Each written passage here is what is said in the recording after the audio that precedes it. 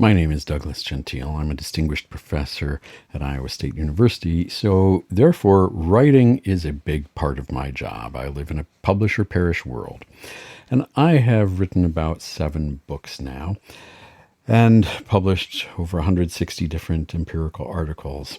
And a big part of the success has been trying to figure out how to write enough.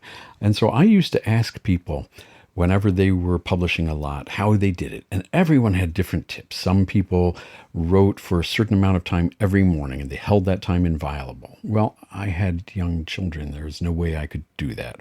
Some people wrote 500 words every day, minimum. That's not too much. That's a page and a half. But again, that wasn't usually possible for me. Some people blocked off whole days. Some people, made sure that whenever they got revisions back requested, they turned them around within a week. Everyone had different strategies that worked for them. None of them worked for me. What worked for me is I only write when I'm excited to write. And then when I'm excited to work on it, I do. And I never let myself get caught up by wordsmithing at the first draft. If I'm not sure exactly when I write, I actually put in a note for myself, write 2 paragraphs about this, and I just continue on.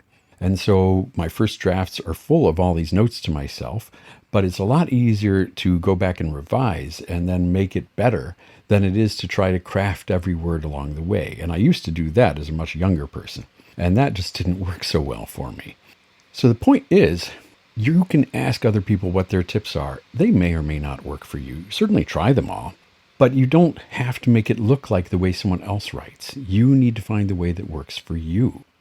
Maybe that'll change over time. Sometimes I would change positions, like I would know, I couldn't work from my office, so I'd go work in coffee shops. Or I sometimes would buy myself a new laptop so I'd be excited to go work on it.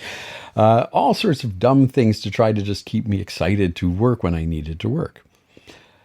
Now, maybe none of those tips are going to work for you. That's fine. That's the point. You don't need to look like anyone else. You just need to figure out what does work for you.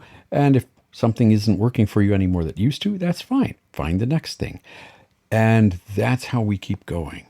We don't let ourselves get stuck in trying to find the perfect thing or trying to look like anyone else. So that's my pro tip for you.